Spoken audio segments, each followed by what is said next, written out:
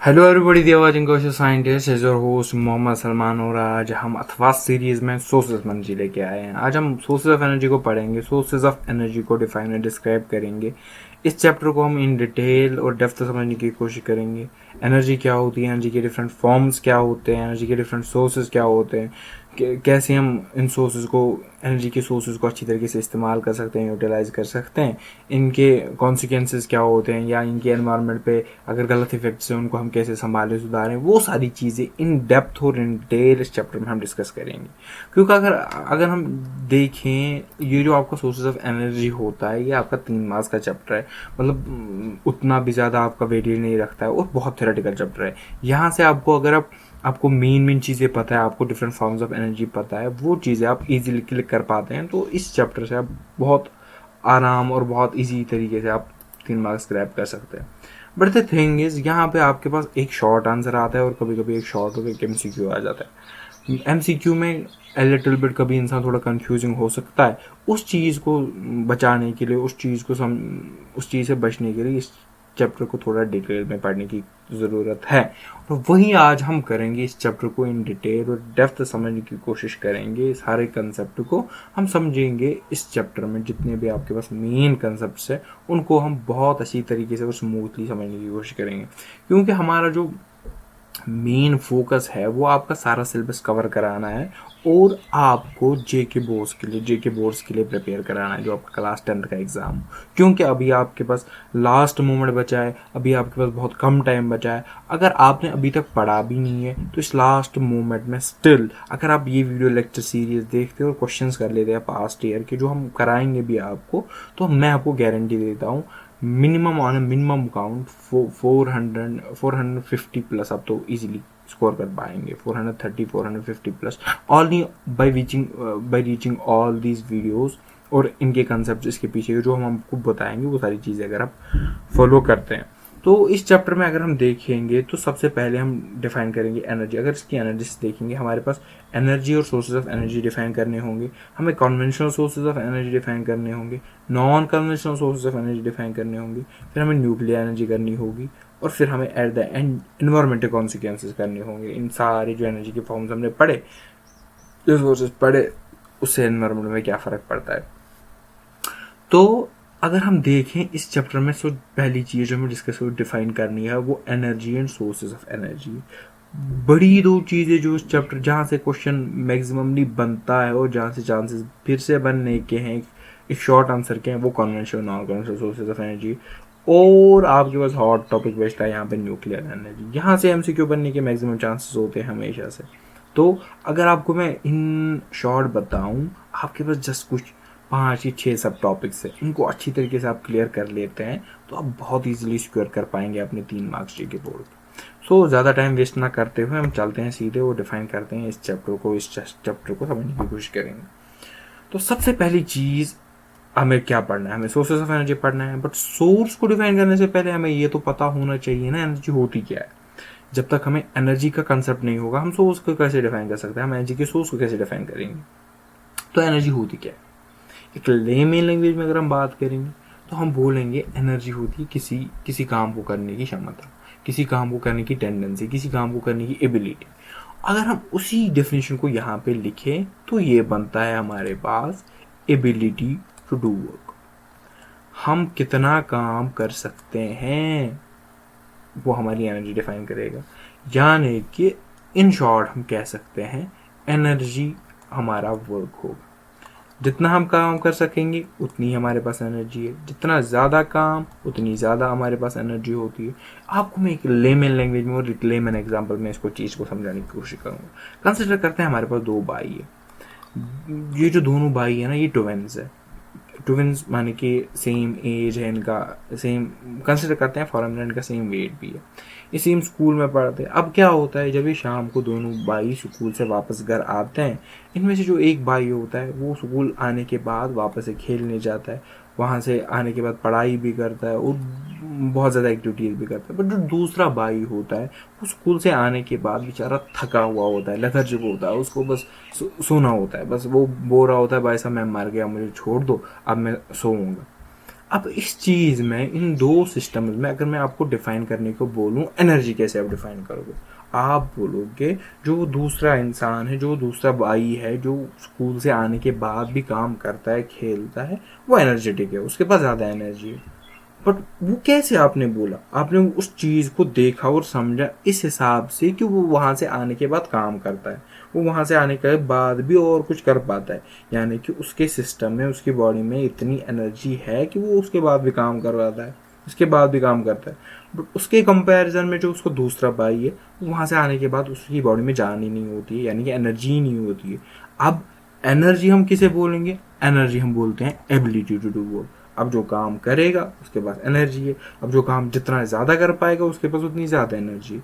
अब बोलोगे कि हाँ, हम में से कोई काम करेगा ही नहीं, वो आपकी स्टोर्ड एनर्जी, आप वो आपकी मर्जी है, चॉइस है कि आप काम करो ना करो। बट एक सिस्टम को जितनी वो काम कर सकता है, जितना वो सारा आउटपुट निकाल सकता है, कितना काम कर सकता है, वो उसकी उतनी एनर्जी डिफाइन कर लेता है। तो हमने क्या डिफाइन किया? हमने बोला energy is ability to do work. इस चीज़ को हमने डिस्कस और डिफाइन कर लिया। अब हमारे पास जो एनर्जी होती है ना, इसके डिफरेंट फॉर्म्स होते हैं। एनर्जी अगर हम देखेंगे, आपकी क्लास 9th में आपने डिफरेंट फॉर्म्स ऑफ एनर्जी का थोड़ा कंसेप्ट लिया होगा, आपने पोटेंशियल एनर्जी, काइनेटिक एनर्जी के बारे में पढ़ा होगा।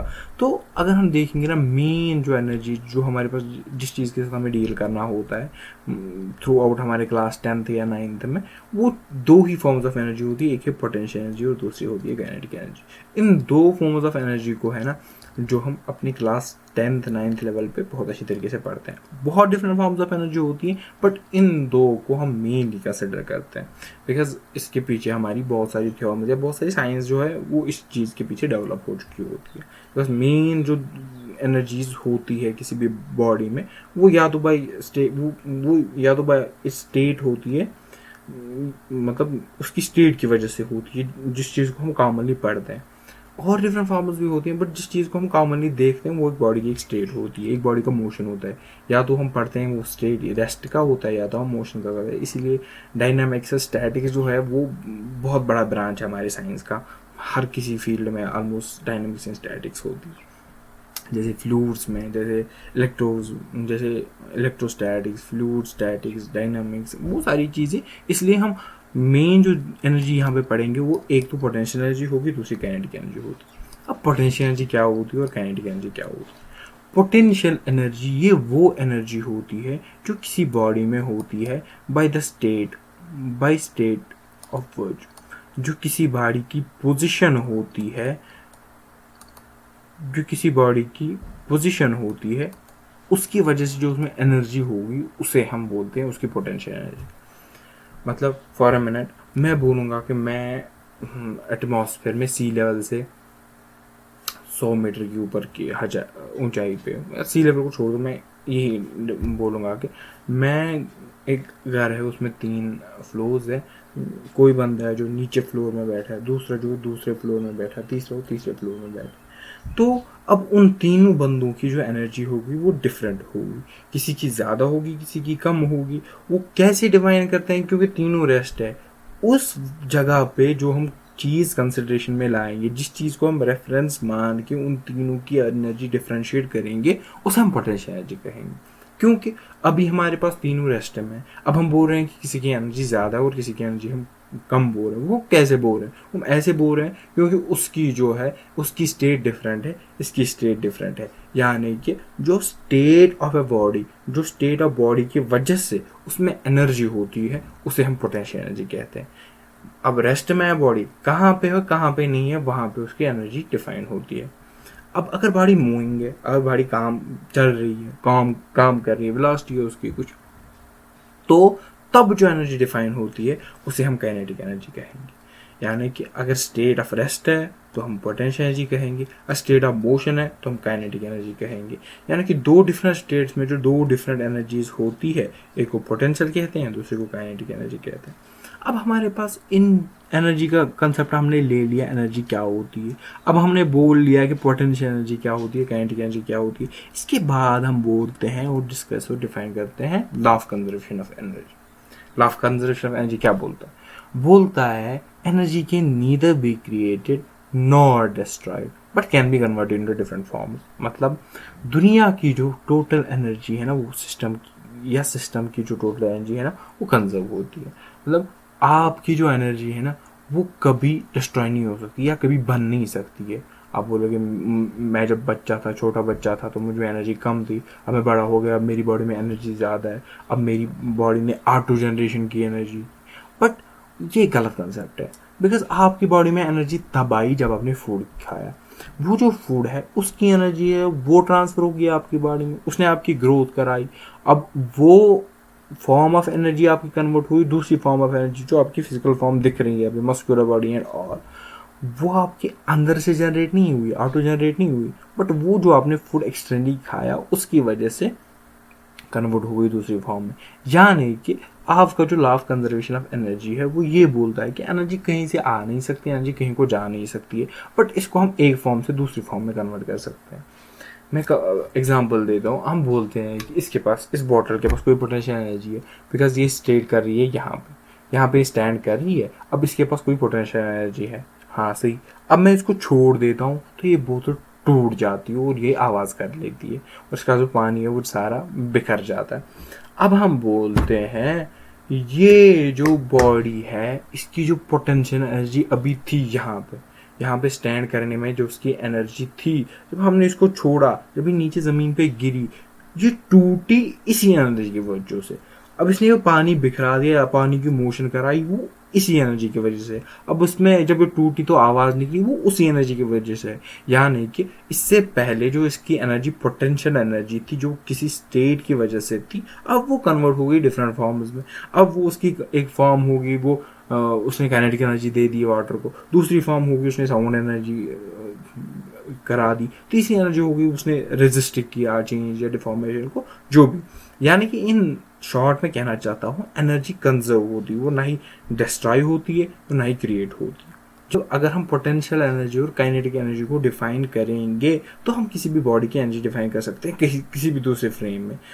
अगर हमारे पास एक जगह पे हमें पता होगा कि इसकी mg, इसकी हाइट क्या है, इसकी पोटेंशियल एनर्जी क्या है, और उसी जगह पे हमें पता होगा इसकी काइनेटिक एनर्जी क्या है। अगर हमें बोलेगा कि दूसरी किसी जगह पे इसकी काइनेटिक एनर्जी निकाल दो या दूसरी किसी जगह पे इसकी पोटेंशियल एनर्जी निकाल दो, वो कैसे हम निकालेंगे? क्योंकि हमें पता है एक जगह पे किसी बॉडी की जो पोटेंशियल एनर्जी और काइनेटिक एनर्जी होगी, उसकी नेट एनर्जी होगी, वो दूसरी जगह पे भी है, वो वहाँ पे भी सेम होगी, क्योंकि नेट एनर्जी बोलते हैं, इसमें चेंज कहीं से आया नहीं होगा, फुल एंड फाइनल। अब क्या हुआ होगा, पोटेंशियल या तो कन्वर्ट हुई होगी काइनेटिक में, या तो काइनेटिक उठ के चेंज हुई होगी पोटेंशियल में।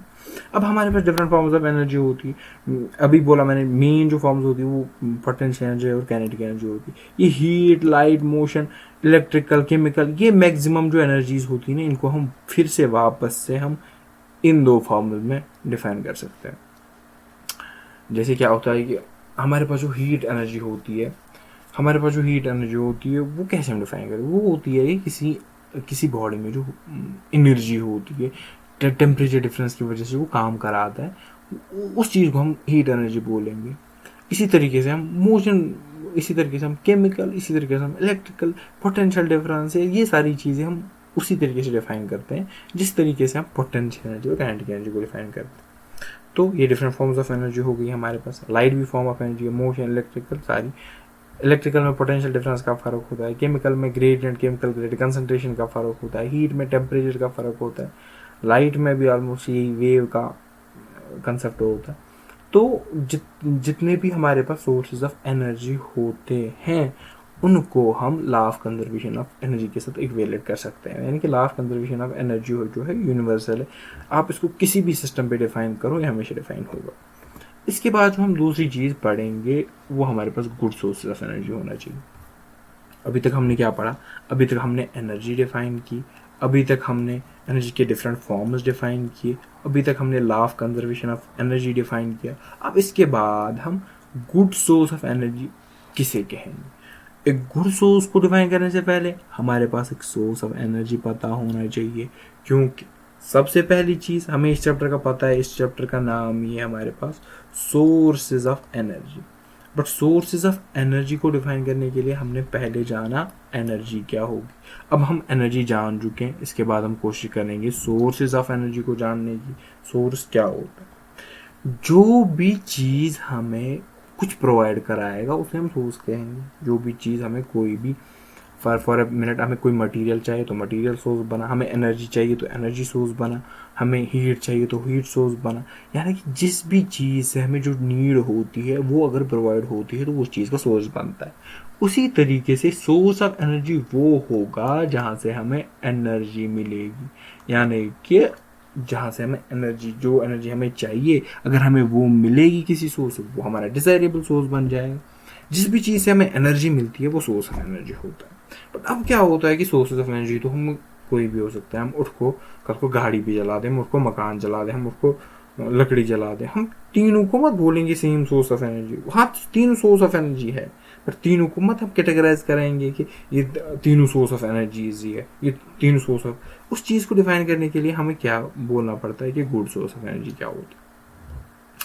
क्योंकि हमें एनर्जी चाहिए, बट कैसे चाहिए? एक यूजेबल फॉर्म में। हमें एनर्जी चाहिए बट कैसे चाहिए? इकोनॉमिकल चाहिए, हमें ज़्यादा खर्चा नहीं करना पड़े, एक मिनिमल अमाउंट पे, मतलब हमें ज़्यादा इनपुट नहीं देना पड़े, हमें ज़्यादा काम नहीं करना पड़े।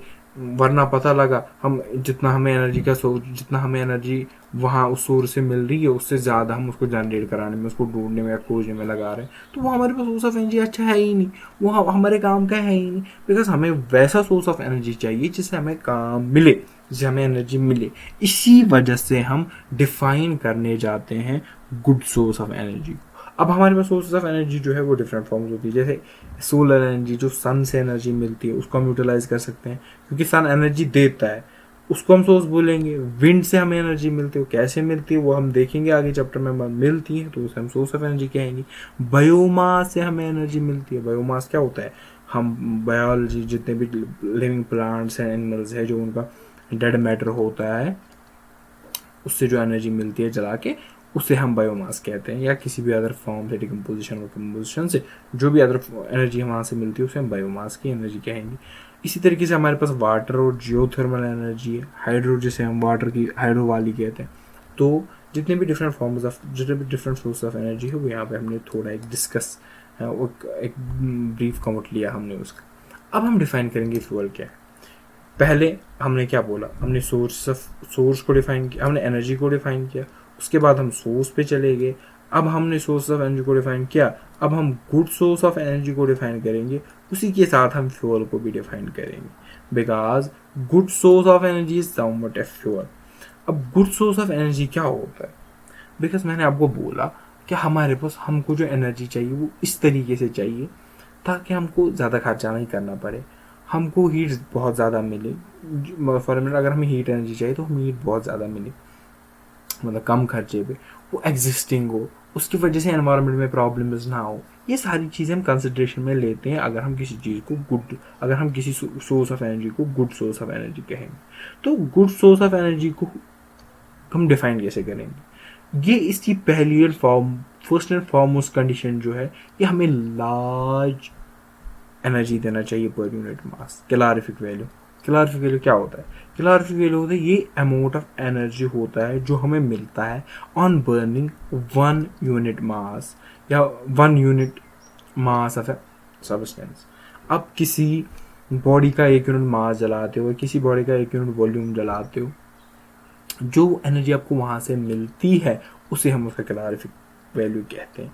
अब इसका कैलोरीफिक वैल्यू अगर हमें मानते हैं, अगर हमें चाहते हैं कि ये गुड सोर्स ऑफ एनर्जी हो तो इसका कैलोरीफिक वैल्यू हाई होना चाहिए। यानी कि अगर हम 1 kg, हमारे पास 2 फ्यूल्स है, अगर हम 1 kg जलाते हैं तो वो हमें for minute 100 joule of energy देता है।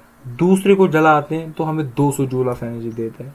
तो इन दो में डिफाइन होगा, ये जो 200 वाला है इसका हाई कैलोरीफिक वैल्यू है क्योंकि इसका 1 kg जलाने में हमें 200 kg ऑफ एनर्जी मिलते हैं। तो ये हमारा फेवरेबल बनेगा for good source of energy. यानी कि जिसका कैलोरीफिक वैल्यू ज़्यादा होगा, फर्स्ट एंड फॉरमोस्ट कंडीशन हमें वो लेनी है। इसके बाद it should be easily accessible. अब क्या है, आप बोलते हो कि मेरे पास सोर्स ऑफ एनर्जी ऐसा है, पर मेरा कोई न्यूक्लियर एलिमेंट ऐसा है जिसकी डिकम्पोजिशन बहुत ज़्यादा तेज़ होती है, बहुत ज़्यादा एनर्जी दे देता है, तो क्या हम उसे गुड सोर्स ऑफ एनर्जी नहीं कहेंगे? मैंने पहले भी बोला इकोनॉमिकल होना चाहिए। आप इसको इजीली एक्सेसिबल, ये आपके लिए इजीली, अब डोमेस्टिक काम है या कोई भी इंडस्ट्रियल काम, जो भी काम आपका हो, वहाँ पे आपको इसकी इजी एक्सेस हो। ऐसा नहीं हो कि आपको एनर्जी मिल रही है 100 जूल्स की, जो बाज़ार में फॉर मिनट 500 रुपये का मिलता है, बट आप इस एनर्जी को लाने के लिए, सोच को लाने के लिए आप 2000 रुपये खर्च कर रहे हो। वो इकोनॉमिकल है ही नहीं, वो गुड सोर्स है ही। बिकॉज आपको यहाँ से पैसा ज़्यादा देना पड़ता है, आपको यहाँ से एनर्जी का कंपेरिजन में ज़्यादा एनर्जी देनी पड़ती है और वहाँ से आपको कम मिलती। इसी तरीके से अब आपको ये एसेसिबल है ही नहीं। अब न जाने आपको यहाँ से जाना पड़ता है यूएस से पहले वो सोर्स ऑफ एनर्जी ले आने के लिए, आपके गांव में मिलता नहीं, आपके शहर में मिलता ही नहीं, आपको कहीं दूर जाना पड़ता है उस चीज़ को लाने के लिए, तो एक गुड सोर्स नहीं होगा। क्यों? क्योंकि आपको एनर्जी चाहिए तो एक्सेस भी चाहिए ना, ईजी एक्सेस भी चाहिए, आपके लिए वो ईजी अवेलेबल भी होना चाहिए। तो एक तो पहले इसका हाई कैलोरीफिक वैल्यू होना चाहिए, दूसरा ये इजीली एक्सेसिबल होना चाहिए, तीसरा it should provide energy for maximum period of time and it should be renewable. यानी कि अब आपने लाया, अब इसका कैलोरीफिक वैल्यू हाई, अब ये टिकना भी चाहिए, है ना। हमारा कॉमन चीज़ जो होता है, हम देखते हैं कि अगर कोई चीज़ हम लाए वो 1-2 दिन में ख़त्म ना हो, उसकी ड्यूरेशन जो है वो चले, वो 2-3 साल महीने चले, बिकॉज हम देखते हैं कि इसका लॉन्ग टर्म यूज़ भी आए। उसी तरीके से हम जो अब सोर्स ऑफ एनर्जी लाएंगे, वो एक तो हमें एनर्जी बहुत ज़्यादा देनी चाहिए, दूसरा उसका टाइम भी होना चाहिए, टाइम पीरियड के लिए। ये नहीं कि फॉर मिनट इस चीज़ को लेके मुझे एक कॉमन एग्जांपल जो याद आता है। हम क्या कर सकते हैं कि हमारे पास बॉम्ब होता है, ग्रेनेड होता है, अगर हम एक ऐसा कुछ बोलेंगे कि ग्रेनेड जो है बहुत ज़्यादा एनर्जी एट अ मोमेंट मतलब डिसिपेट करता है, हम क्यों नहीं काम कर रहे, हम कुछ ऐसा बनाते हैं, गैस वगैरह, स्टोव वगैरह, उसके अंदर हम ग्रेनेड लगाते तो 1 ही मिनट में जो है वो सारी चीज़ें ख़त्म कर देता, फट जाता, वो इतनी सारी एनर्जी लूज़ कर देता। तो हम इतनी सारी, हम हर दिन का काम सिर्फ 1 मिनट में कर लेते, एक ग्रेनेड मार लेते, हमारे दिन का सारा खाना वाना जो भी है वो सारा बन जाता। बट द थिंग इज कि हमें एनर्जी एक लॉन्ग टाइम में चाहिए, एक यूजेबल फॉर्म में चाहिए। वो जो आपके पास एनर्जी है स्पॉन्टेनियस है, 1 ही मिनट में निकलती है, सारी निकलती है, उसको हम इस्तेमाल कर ही नहीं सकते। हमें एनर्जी इस तरीके से मिलनी चाहिए ताकि हम उसको यूजेबल फॉर्म में लाए। हमें एनर्जी ऐसी मिलनी चाहिए, हमें खाना पकाना है, वो जलना नहीं चाहिए, वो अंडर कुक नहीं रहना चाहिए। एनर्जी इस टाइप की होनी चाहिए कि वो हमें हमारा खाना अच्छी तरीके से पकाए, वो हमें अच्छी तरीके से जितने टाइम के लिए हम चाहें उतने टाइम के लिए हम उस एनर्जी को इस्तेमाल करें। ऐसा नहीं कि जब चाहे एनर्जी आई, जब चाहे एनर्जी गई। तो अगर हमारे पास वो चीज़ एक लॉन्ग पीरियड ऑफ टाइम हमें एक तो एनर्जी देती है और एक अच्छे पीरियड ऑफ टाइम के लिए चलती है, तो उसे हम फिर से गुड सोर्स ऑफ एनर्जी कहेंगे। तीसरी बात, इट शुड बी रिन्यूएबल, यानी कि मतलब रिन्यूएबल हो या ना हो एक अदर कंडीशन है, but it should be, it मतलब ये जो है ना रिन्यूएबल होना चाहिए, उसको हम फिर से इस्तेमाल करनी चाहिए। बिकॉज उससे क्या है कि एफिशिएंसी बढ़ेगी। अब आपको फिर से इसका प्रोडक्ट नहीं बनाना पड़ेगा, आपने एक बार इस्तेमाल किया, छोड़ दिया, फिर से बनाना पड़ेगा, फिर उसका कॉस्ट जो है बहुत ज़्यादा बढ़ेगा, फिर ये वापस से यहीं पे जाएगा कि इसकी इसी एसेसिबिलिटी कम हो जाएगी। बिकॉज क्योंकि इसको बनाने में खर्चा ज़्यादा है तो इंडस्ट्री बनाएगी नहीं, आपके पास पहुँचेगा ही नहीं। इसलिए इट शुड बी रिन्यूएबल। अगर जितना ज़्यादा ये रिन्यूएबल है उतनी ज़्यादा आपके लिए अच्छी बात है। इसके बाद it should be sustainable and safe, मतलब इसको हम अच्छी तरीके से, इट शुड नॉट लाइक भी कि आपने कोई सोर्स ऑफ एनर्जी ऐसा लाया जो आपके घर में ही नहीं पहुंच रहा है, उसको एक पूरे मोहल्ले में रखना पड़ता है, वो फिर से किस काम का। यानी कि इन जनरल अगर अब आपने लाया भी, अब उसने वहाँ रखा भी, अब वो धुआं दे रहा है, वो उसके बाई प्रोडक्ट्स न जाने क्या क्या है, सल्फर डाइऑक्साइड और कोई गैस जो हमारे लिए बहुत ज़्यादा हैज़ार्डियस है, जो हमारी सेहत ख़राब करता है, एयर पोल्यूशन करता है, ये सारी चीज़ें करता है। यानी कि अब हमने गुड सोर्स ऑफ एनर्जी बताया, इसमें ये सारी क्वालिटीज़ होनी चाहिए। ये हमारे पास इसमें हाई कैलोरीफिक वैल्यू होना चाहिए, बहुत ज़्यादा एनर्जी देना चाहिए, एक लॉन्ग टाइम के लिए चलना चाहिए, इसका इजी एसेसिबिलिटी होनी चाहिए, ये एनर्जी ये पोल्यूशन फ्री होना चाहिए, ये सस्टेनेबल होना चाहिए, ये रिन्यूएबल होना चाहिए। अगर आपके पास अब 3 मार्क्स का क्वेश्चन होता है आता है वैसे गुड सोर्स ऑफ एनर्जी, तो मुझे लगता है आप बहुत अच्छी तरीके से इस चीज़ को डिफाइन करोगे। अब जो हमारे पास गुड सोर्स ऑफ एनर्जी है उसको उसके लिए हम दूसरी टर्म इस्तेमाल करते हैं, उसे हम फ्यूअल कहते हैं।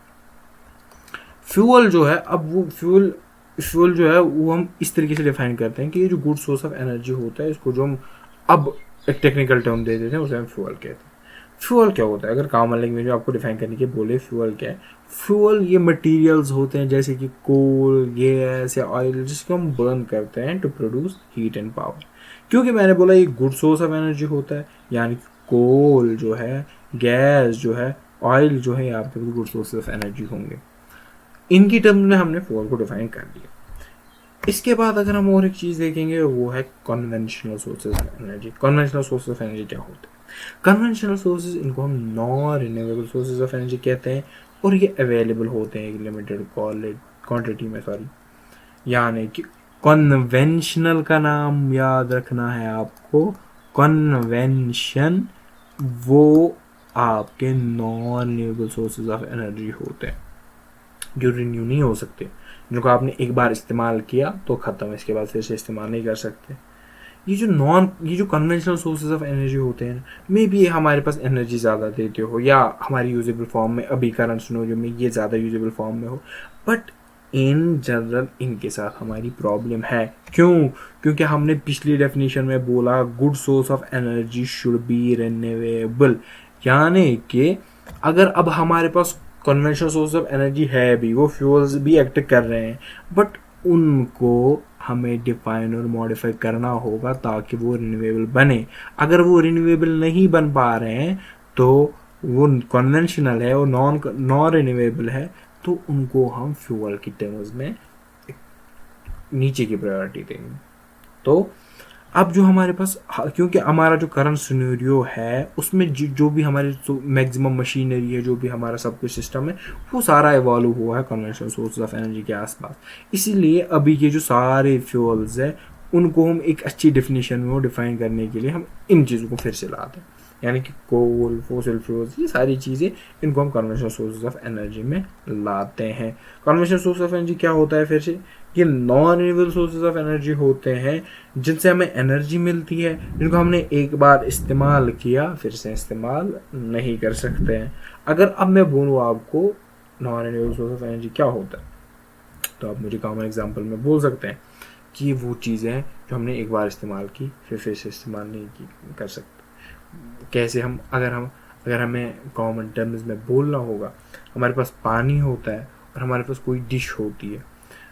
अब क्या होता है कि ये थोड़ा अल्टरनेट, अगर हमारे पास पानी होता है और हमारे पास पेट्रोल होता है, कल को हम क्या करते हैं कि हम दुनिया में कोई ऐसी मशीनरी डिफाइन कर लेते हैं जिसकी वजह से जो पानी जो इसको हम इस्तेमाल करवाते हैं इंजन को चलाने में, इसको हम इस्तेमाल कराते हैं कि मतलब इसको हम इवापोरेट करके इसकी जो एनर्जी वो यूटिलाइज करते हैं इस तरीके से ताकि इसकी जो एनर्जी वो हम इस्तेमाल करें कल को किसी मैकेनिकल वर्क में।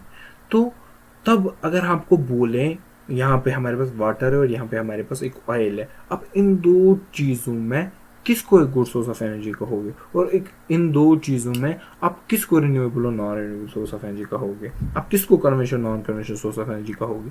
क्योंकि मैंने बोला कन्वेंशनल सोर्स ऑफ एनर्जी वो है जो एक बार इस्तेमाल किया हम फिर से इस्तेमाल नहीं कर सकते, उसकी क्वांटिटी जो है वो लिमिटेड होती है।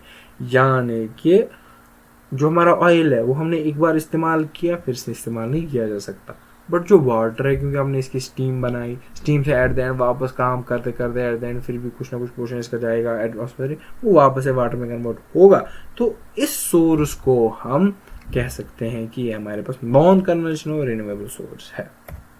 अब हमने बोला कन्वेंशनल सोर्सेज यानी कि नॉन रिन्यूएबल सोर्सेज, इनको हमने बोला कि इनमें हमारे पास कोल आता है या फॉसिल फ्यूल्स आता है। अब हम देखेंगे ये फॉसिल फ्यूल्स होते क्या। ये जो फॉसिल फ्यूल्स होते हैं ये हाइड्रोकार्बन्स होते हैं। अगर आपने कार्बन कंपाउंड्स पढ़ा होगा तो आपको पता होगा हाइड्रोकार्बन्स क्या होते हैं।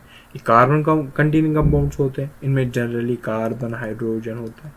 यानी कि जो भी कंपाउंड्स जो भी हमारे फॉसिल फ्यूल्स होते हैं उनमें एक नेसेसिटी है कि उनमें कार्बन भी होना चाहिए, उनमें हाइड्रोजन भी होना चाहिए, मे बी ऑक्सीजन भी हो। तो हमारे पास जो फोसिल फ्यूल्स है वो हाइड्रोकार्बन, उनके पास कार्बन और हाइड्रोजन होना चाहिए। अब ये वो मटेरियल्स होते हैं जो अर्थ की क्रस्ट में पाए जाते हैं। हाइड्रोकार्बन अगर आपको फोसिल फ्यूल्स बोलेंगे डिफाइन करने के लिए, आप कैसे डिफाइन करोगे? आप बोलोगे fossil fuels hydrocarbon containing compounds है जो नेचुरली अर्थ की क्रस्ट में होते हैं और ये बनते हैं from dead remains of plants and animals, जिनको हम एक्सट्रैक्ट करके बर्न करते हैं एज फ्यूल्स। यहाँ पे हमें बहुत सारी चीज़ें जो है जिनको अंडरलाइन करके हैं उनको डिफाइन करना होगा। फोसिल फ्यूल को बोलेंगे ये हमारे पास नेचुरली ऑकरिंग सब्सटेंसेस होते हैं जो बनते हैं dead and decaying of plants and animals. क्या होता है फॉर अ मिनट, हमें पता है कि पुराने ज़माने डिज़ास्टर्स होते हैं, मास एक्सटिंक्शंस होते थे, डिज़ास्टर आ गया बहुत बड़ा, किसी जगह फ्लड्स आ गए बहुत, जब किसी जगह अर्थक्वेक आ गया, सारी ज़मीन खराब। अब क्या होता था, हमारे क्रस्ट अर्थ का जो होता है क्रस्ट मेंटल कोर जो होता है, इसके डिफरेंट फॉर्म्स होते हैं। हमारा जो अर्थ होता है क्रस्ट होता है, क्रस्ट होता है, मेंटल होता है और कोर होता है। अब जो बट हमारे फोसिल फ्यूल्स है ना क्रस्ट में होते हैं, जो हमारी अपर लेयर होती है। तो ये जो हमारे फोसिल फ्यूल्स होते हैं वो कैसे बनते हैं? अब हमारा डिजास्टर आ गया, फ्लड आ गया, किसी जगह ज़मीन फट गई, उसके नीचे दस गई, अब उसके 1000, 2000, 3000, 5000, 10,000 साल में डिकेइंग हुई, उसके पीछे अर्थिंग हुई, उसके ऊपर अर्थ चढ़ी, उसके ऊपर रॉक चढ़ गए। अब क्या हो गया कि वो ज़मीन के नीचे दगा, उसके ऊपर प्रेशर बनता गया। जितनी ज़्यादा पाइल अप होंगी हमारी लेयर्स उसकी, तो उतनी ज़्यादा वो उसकी डिकेइंग होगी। उसकी वजह से क्या हो गया कि उस पर प्रेशर बनता आ गया, और अंडर दैट प्रेशर जो है ये जो डिकेइंग हो गई हमारे प्लांट्स और एनिमल्स की, उससे डिफरेंट फॉर्म्स बने जिन्हें हम फोसिल फ्यूल्स कहते हैं। अब ये जो फोसिल फ्यूल्स हैं, अब जब हम इनको एक्सट्रैक्ट करते हैं, ये क्या है but dead remains of plants and animals. अब जब हम इन्हें एक्सट्रैक्ट करते हैं तो हम इन्हें एनर्जी के फॉर्म में इस्तेमाल कर सकते हैं। हम इनको अगर जलाएं, जो एक्सट्रैक्ट करके अगर हम इनको जलाएं तो ये एज फ्यूल्स इस्तेमाल हो सकते हैं। इससे हमें एनर्जी मिल सकती है ऑफ गुड ऑर्डर, क्योंकि फ्यूल्स को हम गुड सोर्सेज ऑफ एनर्जी कहते हैं। यानी कि जो डेड जो डिकेइंग होती है प्लांट्स एंड एनिमल्स के अंडर अर्थ क्रस्ट, ये हमारे लिए एक अच्छी चीज़ है। इससे हमारे जो है फोसिल फ्यूल्स बनते। अब हम इनको फिर क्यों बोलते हैं renewable, non renewable sources? Because disasters तो कंटिन्यूसली आएंगे, डिजास्टर्स तो फ्लड्स तो कहीं भी आएंगे, बट क्या है कि जिस लेवल पे इनकी एक्सप्लॉइटेशन हो रही है उस लेवल पे हम ये फिर से वापस नहीं बन रहे हैं।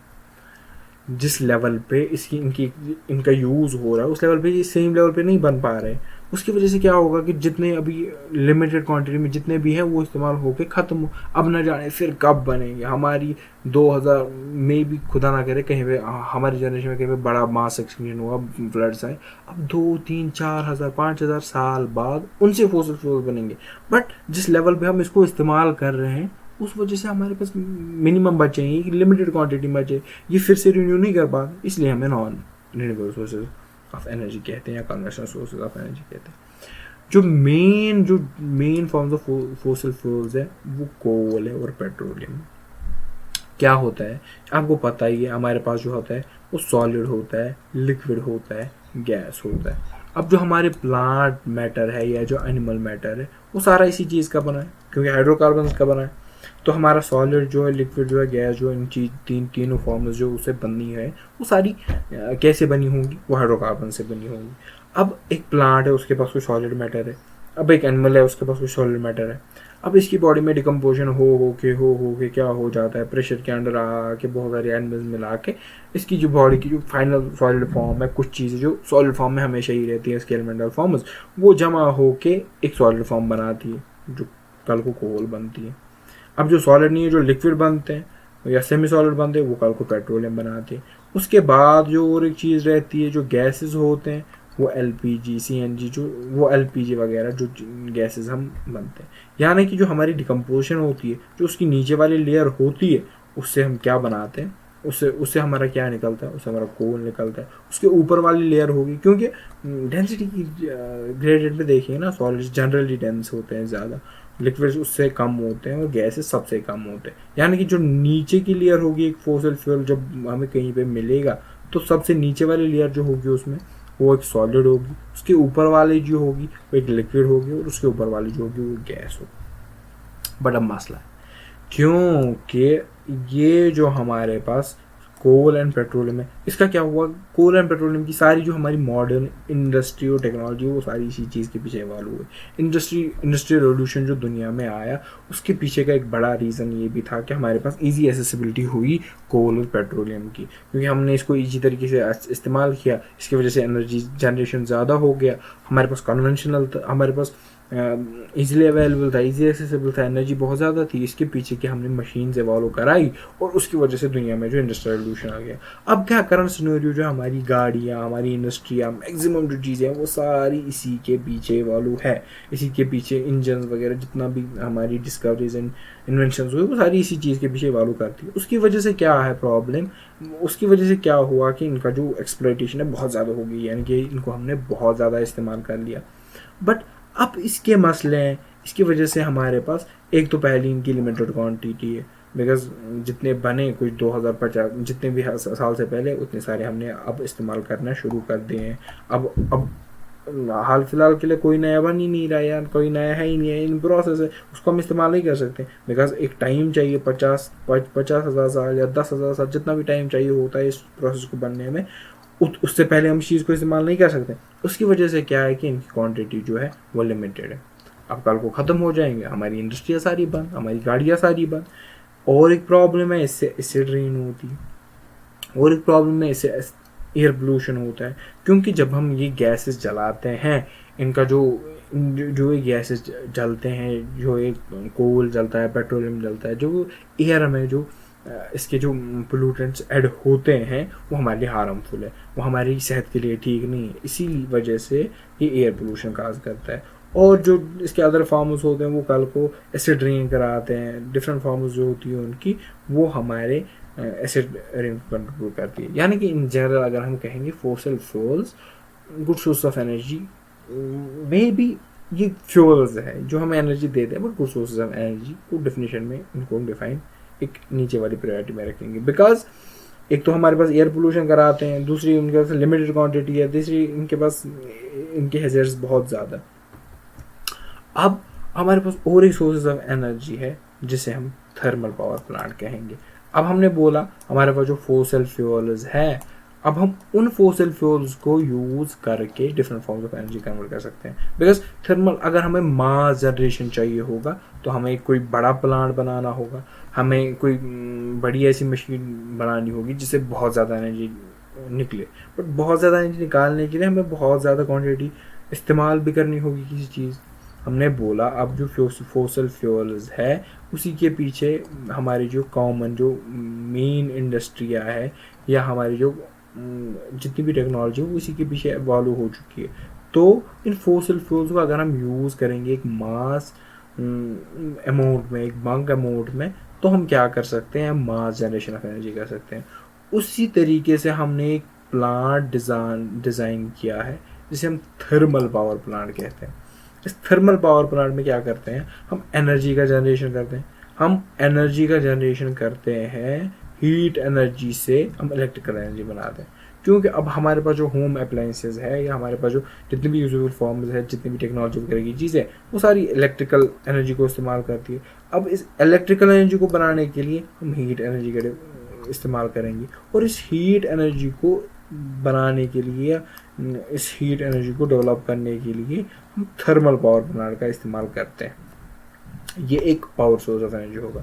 अब थर्मल पावर प्लांट में क्या होता है, हम large amounts of fossil fuels burn करते हैं। जो हमारे पास फोसिल फ्यूल्स है, यानी चाहे कोल हो चाहे पेट्रोलियम है, उनको हम बर्न करते हैं बहुत मास अमाउंट्स में। उससे क्या होता है कि हम हीट अप कराते हैं, मतलब हमारे पास ये क्या होता है फॉर में, ये हमारे पास थर्मल पावर प्लांट का जो है वो डिफरेंट एक डिज़ाइन सा मैं बनाऊँगा। ये एक बहुत रफ और कार्टून टाइप डिज़ाइन है। ये बोलेंगे कि इसमें जो है हमारे पास 100 क्विंटल जो है हमारे पास कोल है, उसको हमने बर्न किया। अब यहाँ से जो एनर्जी होगी वो यहाँ पे फॉर मिनट हमने बॉयलर रखा है, इसमें हमने वाटर रखा है, उसको बॉयल कराएगा। अब इसके ऊपर जो है वो टरबाइन लगा है। अब इसकी ये जो बॉयल हो गया, इससे जो स्टीम आती है उस स्टीम को हम यूज़ करते हैं, यहाँ पे प्रेशर डिफरेंस बनाएंगे, उस स्टीम को हम यूज़ करते हैं, हम टरबाइन घुमा लेते हैं। अब जो हमने टरबाइन घुमाया उससे हमारी इलेक्ट्रिकल एनर्जी बन गई। वो इलेक्ट्रिकल एनर्जी को हम इस्तेमाल करते हैं, हम घर में ले जाते हैं, वहाँ पे इस्तेमाल करते हैं। यानी कि इन जनरल बोलेंगे, जब हम फॉसिल फ्यूल्स को जला के, जब हम फॉसिल फ्यूल्स को जला के एक सोर्स ऑफ एनर्जी बनाएंगे, उससे हमारी और एक सोर्स ऑफ, मतलब इन जनरल अगर हम फॉसिल फ्यूल्स को जला के एक सोर्स ऑफ एनर्जी बनाएंगे, उसे हम थर्मल पावर प्लांट कहेंगे। पावर प्लांट यानी कि पावर की जनरेशन होगी बाय यूज ऑफ थर्म यानी हीट को बोलते हैं। अगर हम हीट को इस्तेमाल करेंगे पावर जनरेशन के लिए, उसे हम थर्मल पावर प्लांट कहेंगे। अब इस थर्मल पावर प्लांट में क्या होता है जनरली, यही होता है, कोल या वगैरह फोसिल फ्यूल जो उनको जलाते हैं, उनको मास अमाउंट्स में जलाते हैं, उससे जो एनर्जी होती है उसको बॉयलर्स में इस्तेमाल करते हैं, पानी को गर्म करते हैं, वहाँ से जो स्टीम होती है उसको इस्तेमाल करते हैं टर्बाइंस को घुमाने में। वो जो टर्बाइंस घूमते हैं वो हमारी इलेक्ट्रिकल एनर्जी बनाते हैं और वही हम इस्तेमाल करते हैं डेली बेसिस पर। इसके बाद हमारे पास हाइड्रो पावर प्लांट होता है। इससे पहले हमने थर्मल पावर प्लांट पढ़ा। अगर थर्मल पावर प्लांट की बात करेंगे, उसमें हमने क्या इस्तेमाल किया, फोसिल फ्यूल्स, यानी कि वो कन्वेंशनल सोर्स ऑफ एनर्जी, यानी कि वो non renewable source of energy बनाया, conventional source of energy. But जो हाइड्रो पावर प्लांट है, हाइड्रो का माने होता है वाटर, यानी कि यहाँ पर हम वाटर से पावर बना लेते हैं। वाटर से हम कैसे पावर बनाएंगे उसी को देखेंगे। वाटर से हम, जो हमारा वाटर है उसकी जो काइनेटिक एनर्जी है उसको हम इस्तेमाल करते हैं। हमारे पास मूविंग वाटर, हम एक रिवर में जो है एक डैम बना लेते हैं, उससे क्या होता है, पोटेंशियल एनर्जी जो है वाटर की इस्तेमाल करते हैं, वाटर को छोड़ते हैं एक हाइट से नीचे वाली हाइट तक। अब इसकी जो पोटेंशियल एनर्जी है वो काइनेटिक एनर्जी में कन्वर्ट होगी। अब जो ऊपर से आता है, क्योंकि अब इसके पास वेलोसिटी होगी, उसके नीचे हम टर्बाइंस लगा देते हैं, वो टर्बाइंस घूमते हैं और वो टर्बाइंस घूम के कल को हमारी जो है वो एनर्जी बनाते हैं, इलेक्ट्रिकल एनर्जी बोलते हैं। अब ये जो हाइड्रो पावर प्लांट है ये ज़्यादा सूटेबल है और ज़्यादा अच्छा है एज़ कम्पेयर टू, इसके भी मेरिट्स डिमेरिट्स होंगे बट कंपेरेटिवली, क्योंकि वो हमारे पास लिमिटेड है। थर्मल एनर्जी जहाँ से हम बनाएंगे वो हमारे पास लिमिटेड सोर्स बन जाता है। बट ये जो हमारे पास हाइड्रो पावर प्लांट है ये रिन्यूएबल सोर्स ऑफ एनर्जी है। क्यों? क्योंकि ये वाटर से है, यानी कि वाटर हमारे पास हमेशा के लिए है, यानी कि हाइड्रो पावर प्लांट को हम हमेशा के लिए इस्तेमाल कर सकते हैं। ये रिन्यूएबल सोर्स ऑफ एनर्जी इसलिए है बिकॉज इसमें हम वाटर इस्तेमाल करते हैं।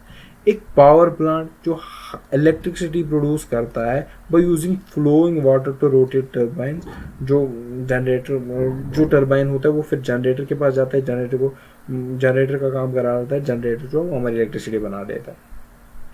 तो हम डैम्स बनाते हैं हाइड्रो पावर प्लांट को, ये मैंने बताई आपको। ये बात भी बोली कि पोटेंशियल एनर्जी को हम कन्वर्ट करते हैं, इस कन्वर्ट इनटू इलेक्ट्रिसिटी कैसे, काइनेटिक एनर्जी में। यहाँ से यहाँ तक हमने पोटेंशियल एनर्जी का ड्रॉप कराया। इसमें तब तक क्या है कि वेलोसिटी गेन हो गई और वो वेलोसिटी गेन होके इसने टरबाइन को मूव कराया। अब हर इंडिया का देखेंगे 1/4 यानी कि 1/4 ऑफ जो इंडिया की टोटल एनर्जी जो है वो सारी मेंट होती है by hydro power plants, because ये जो है ये हमारे पास रिन्यूएबल सोर्स ऑफ एनर्जी होता है। हाँ, इसमें खर्चा बहुत ज़्यादा होता है इसको बनाने में, या इसके अदर एनवायरमेंटल कॉन्सिक्वेंसेस है, बट अभी जो करंट सिनेरियो हमारा इंडिया का है इससे बहुत ज़्यादा एनर्जी बनती है। 1/4 इंडिया की जो एनर्जी है वो हाइड्रो पावर प्लांट से आती है, दैट इज टू मच। इसके बाद अगर हम बोलेंगे, अब हम बोलेंगे इसके कॉन्सिक्वेंसेस क्या है या इसके प्रोज क्या है, मतलब ये अच्छा क्यों है, ये बुरा क्यों। अगर हम अच्छाई की बात करें, ये जो हाइड्रो पावर प्लांट है ये जो हमारे पास है ये रिन्यूएबल सोर्स ऑफ एनर्जी है। दूसरा, क्योंकि हमारे पास वाटर हमेशा के लिए अवेलेबल होगा तो हमेशा के लिए हमारे पास अवेलेबल। तीसरी बात, इसमें कंस्ट्रक्शन का खर्चा जो है वो अप टू समवट क्या इसकी मेंटेनेंस कंस्ट्रक्शन का खर्चा कंपेरेटिव टू अदर जो हमारे पास न्यूक्लियर पावर प्लांट्स या थर्मल पावर प्लांट है उसके कंपेरिजन में कम होता है। अब इसके पास इसके बहुत सारे कॉन्सिक्वेंसेस भी है। क्या है कि जो डैम्स है ना वो हम सिर्फ कई जगहों पर कंस्ट्रक्ट करते हैं, बिकॉज अब हमारे पास जो डैम बनाने का चीज़, डैम हम उस रिवर पे नहीं बना सकते जिसमें नॉन पेरेनियल फ्लो, जिसमें क्या हो कि आधे महीने को पानी आता हो, आधे महीने को पानी नहीं आता हो। उसकी वजह से क्या होगा कि हमें हमारे जो डैम का वर्किंग है वो रुक जाएगी। हमें एक ऐसा सोर्स चाहिए, हमें एक ऐसा सोर्स ऑफ एनर्जी चाहिए जिसकी वजह से क्या है कि हमारा जो है वाटर जो थ्रू आउट ईयर हमारे पास अवेलेबल हो। तो हमें कन्वेंशनल सोर्सेज ऑफ एनर्जी, तो हमें एक पेरेनियल रिवर चाहिए। इसी तरीके से क्या है कि large areas of human habitation, अब जहाँ पे अब हमने सिलेक्शन कर ली, क्योंकि मिनिमल जगह पे हमारा जो हाइड्रो पावर प्लांट बनेगा, अब हमने सिलेक्शन कर ली कि कहाँ पे हमें बनाना है मिनिमम पावर। अब बट वहाँ पे मसला क्या है कि ह्यूमन हैबिटेशन, वहाँ के जो लोग हैं वहाँ से आपको उनको भगाना होगा, बिकॉज आपको कंस्ट्रक्शन करनी हो सारी एरिया में, तो ह्यूमंस की लाइफ जो है इफेक्ट होती है, इको सिस्टम्स ख़राब होते हैं। बिकॉज अब हमने क्या किया कि अब फॉरेनर बोलते हैं कि हमने पानी का बहाव रोक दिया। अब उसके नीचे जो वाटर लाइफ थी, जो पानी में रह रहे थे, अब उनका जीना बहुत मुश्किल है, बिकॉज उनको एक क्वांटिटी चाहिए थी वाटर की या मिनरल्स की या जो भी वाटर का इंडेक्स था उनको चाहिए था अपनी सर्वाइवल के लिए, बट उनके पास अब वो नहीं मिल रहा है, तो इकोसिस्टम सफ़र हो रहे हैं, ह्यूमन सफ़र हो रहे हैं। ये सारी चीज़ें जो है वो कॉन्सिक्वेंसेस है, ये मतलब ये वो चीज़ें जो हमारे लिए सही नहीं है। इसी तरीके से हाइड्रो में, थर्मल में भी सेम चीज़ है।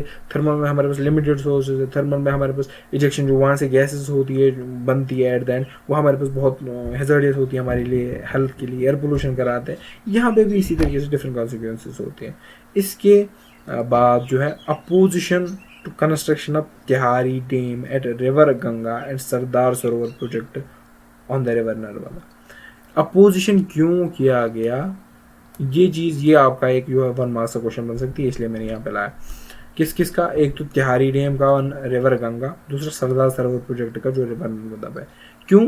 क्योंकि अब सिर्फ हम नहीं इफेक्ट होते हैं, इकोसिस्टम इफेक्ट होता है। अब जब इकोसिस्टम में इफेक्ट होगा, अब जब लाइफ ही नहीं बचेगी तो पावर का इस्तेमाल क्या करेंगे। जब हमारे पास first and foremost thing is कि हमारा जो इकोसिस्टम है वो मेंटेन रहना चाहिए। अगर हमारा इकोसिस्टम सही है, अगर हमारी बायोलॉजी सही है, अगर हमारा मतलब ऑर्गेनिज्म्स एंड ऑल हमारे सारे मेंटेनेंस है, हमारी लाइफ का जो इकोसिस्टम है मेंटेन है, तभी हम जिएंगे ना। जब हम इकोसिस्टम ही ख़राब है, जब लाइफ ही कोलैप्स हो रही है, तो पावर जनरेशन क्या करेंगे। इसीलिए क्योंकि सिर्फ हम नहीं सफ़र कर रहे हैं, बहुत सारे ऑर्गेनिज्म सफ़र कर रहे हैं, बहुत सारे हैबिटेट्स ख़त्म हो रहे हैं, उसकी वजह से बहुत NGOs वगैरह जो है वो काम कर रही है इस चीज़ के लिए। उसी वजह से construction of Tehri dam and Sardar Sarovar project जो नर्मदा रिवर पे वो भी रोका गया। I guess this much is enough for today.